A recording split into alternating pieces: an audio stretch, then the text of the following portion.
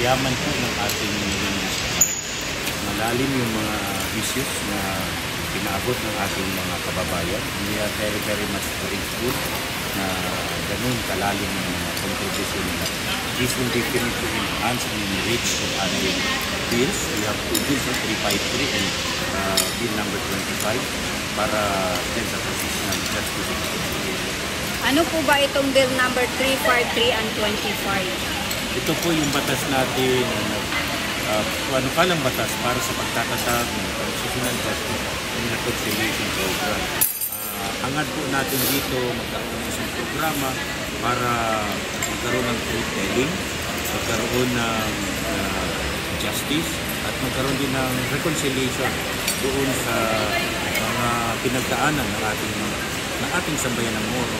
Simula pa nung pagkatapos ng digmaan ng Castilla at Americano in December 10, 1898 hanggang sa ngayon. So, we would like to establish a program that will address land possession, human rights violation, and historical justice. So, sir, assalamualaikum. Sa Moro Commission on Transitional Justice, KJR Commission natin, is also part of the Bangsamoro Commission, Bangsamoro government. So, it would also be governed with under the moral governance enshrined by our former Chief Minister, Alhaj Murad Ibrahim, and now sustained by our current Chief Minister, Samigambar Makatua.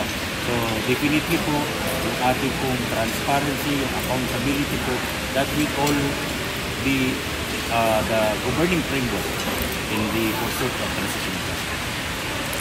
Yes, sir. Good morning. Assalamualaikum. Teya from TM Radio FM Cotabato 94.7. My question is, ano po yung pinakaunang layunin kung bakit po dito sinagawa yung public hearing po ng itong bill number 353 and bill number 25? Una po dahil sa isa pong napaka-importanting batas. Yung bill 353 natin, of course, bill number 25, na yung bill 353 po panukala po ng ating government of the day, ng more Islamic liberation-led Bangsamoro Transitional Authority. Yung bill number 25 is a private bill filed by MP Liza Alamia. Now, andito po tayo ngayon para makinig sa ating mga kababayan. So, ano po ba ang kanilang pong observation, anong kanilang pagkaintindi, anong kanilang mga comments doon po sa mga panukalang batas para yun po ating pong ma-incorporate as we deliberate. So, andito po kami unang-una para po makinig sa mga suggestion, mga observasyon. And we are even open to criticism. Merong mga nakikita niyo po dyan na kunting inadequacies, we would be more than willing to appreciate and accept that, and then hopefully ma-enhance pa natin.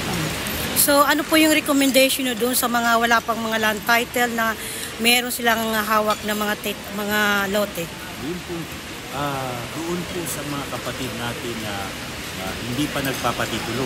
Kaya we would, as a lawyer, I would always suggest na kailangan i-document nila yung kanilang karapatan, and the best documentation of their right over their property would be their titling.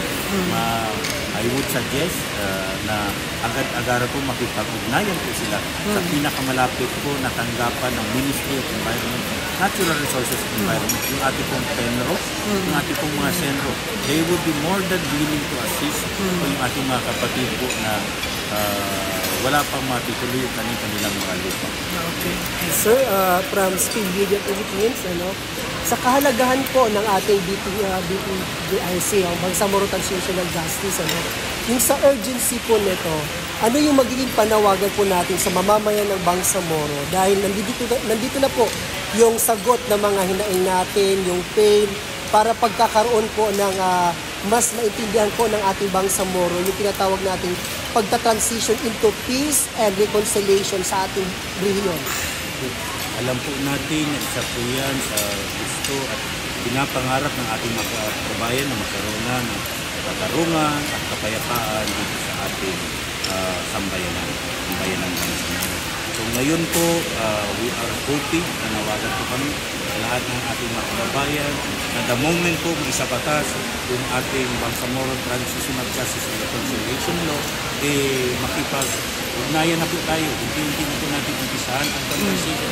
Pag-uusap tungkol sa ating kasaysayan, yung mga historical injustice were committed against us, yung mga human rights violation, unti-unti na rin natin i-document para po, ito po isa sa pinaka-objective ng ating Bangsamoro Transition and Justice Reconciliation Law, yung pong guarantee against non-recurrence, na hindi na po maulit yung madilim na nakaraan na pinagdaanan po ng Bangsamoro. So we hope na you will join us in this journey.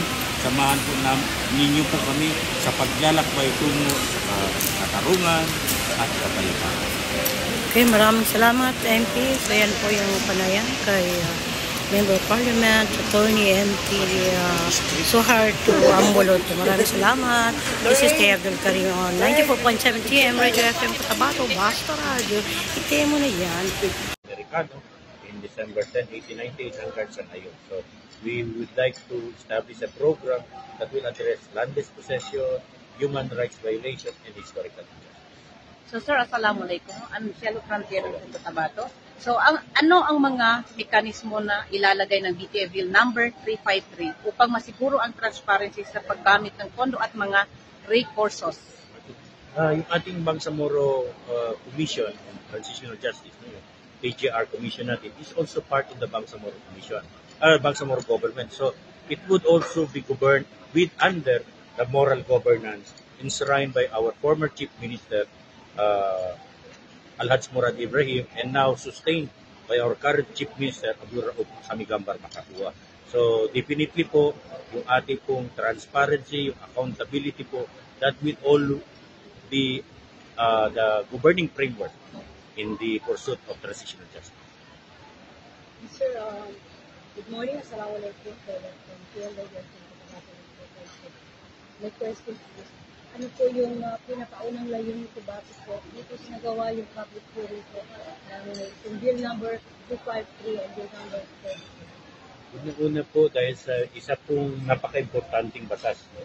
Yung Bill 353 natin, of course, Bill number 25, na yung Bill 353 po, panukala po ng ating government of the day, ng more Islamic liberation-led Bangsamoro Transition Authority.